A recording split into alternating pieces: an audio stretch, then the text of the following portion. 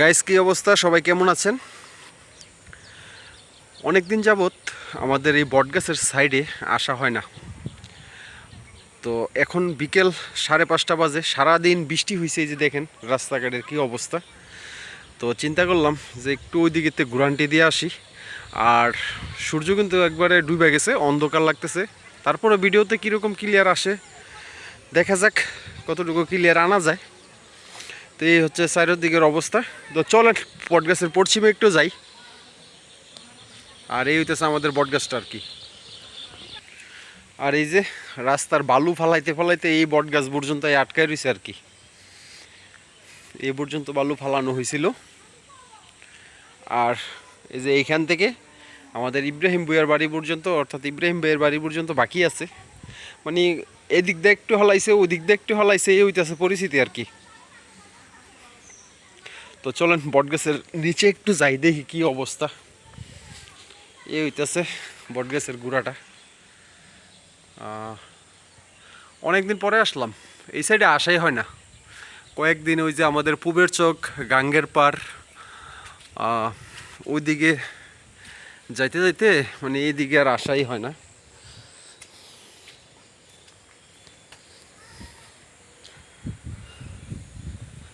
মানে বৃষ্টিতে কি বলবো আর, এত লস করতেছে। এই যে দেখেন বটগাছের এই পাতাগুলো, নতুন পাতা দিছে তো ভালোই লাগতেছে। আর আরেকটা কথা শেয়ার করি আপনাদেরকে, আমি ওই দিন ভিডিও করতে আসছিলাম, পরে আর করি নাই, কি মনে করে জানি। পহেলা বৈশাখের এখানে মাছ পড়ে রয়েছে।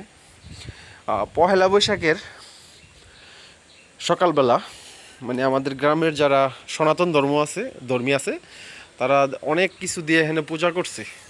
এটা প্রত্যেক বছর আমরা ছোটোবেলা থেকে দেখাইতেছি। এখানে ওনারা বৈশাখী যে একটা পূজা, এটা এখানে করে আর কি। তো চলেন একটু পশ্চিম দিকে যাই, তারপরে গিয়ে কথা বলি আপনাদের সাথে।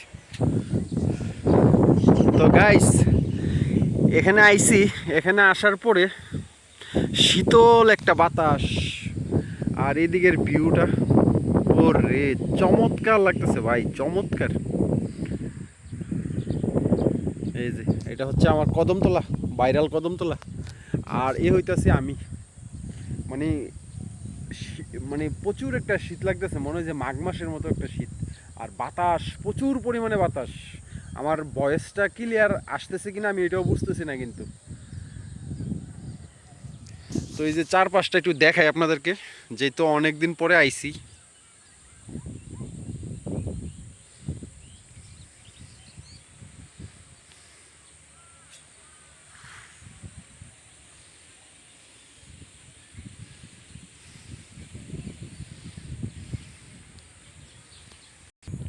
তো গাইস এই যে কদমতলা, আর এই হইতাছে বারোশ্বরের বিল। বারোশ্বরের বিলে কিন্তু এখনও ধান কাটার বাকি রয়েছে। আমি একটু খালের ওই পার গিয়ে বারোশ্বরের বিলটা একটু দেখাই আপনাদেরকে। বাসে সাঁকুটা পার হই, এদিক দিয়ে এই সাঁকুটা দেওয়া হয়েছে। ধরেন ওই আমাদের গ্রামের তারা এখন বারোশ্বরের চকে ধান করে। তো আমাদের গ্রামের সুবিধার জন্য, সুবিধার্থে আর কি, এই বাসের সাঁকুটা দেওয়া হয়েছে।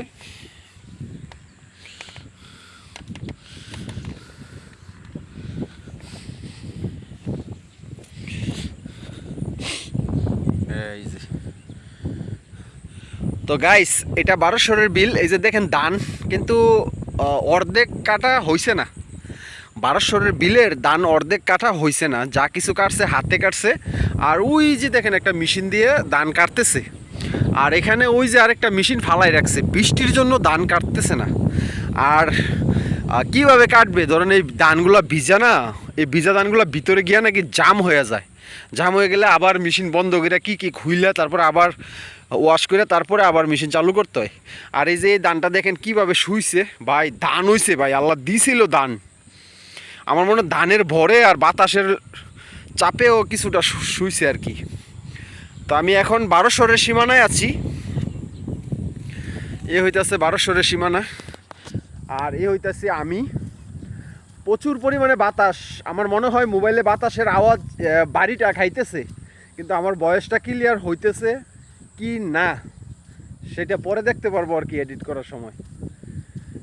তো এই হইতেছে পরিস্থিতি। আর বিকালবেলা এখন আমি 5:30-এ ভিডিও করা শুরু করছি, হয়তো বা এখন 15-20 মিনিট তো হয়েছেই, কিন্তু সূর্যর কোনো দেখা নাই কলাম। এই যে এটা হচ্ছে পশ্চিম দিক, এই টাইমে কিন্তু সূর্য এখানে থাকে, যে কোনো ইয়া নেই।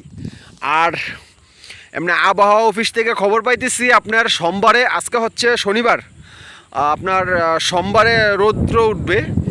তো যদি সোমবারে রৌদ্র উঠে কৃষকের অনেক ভোগান্তি আছে এই ধান নিয়ে। বিশেষ করে আমরাও কিন্তু আমাদের কিন্তু এক জমির ধান হালকা রোদ দিয়ে রাখা হয়েছে, আরেক জমির ধান সিদ্ধ করে রাখা হয়েছে, খুব বিপদে আছি। আচ্ছা এই জায়গাটা তো পরিষ্কার কি লেগে ফাঁকা, ও আচ্ছা জাল পাতা হয়েছে। আচ্ছা জাল পাতা কিন্তু শুরু করছে, পানি আইতে না আইতে জাল পাতা শুরু হয়েছে।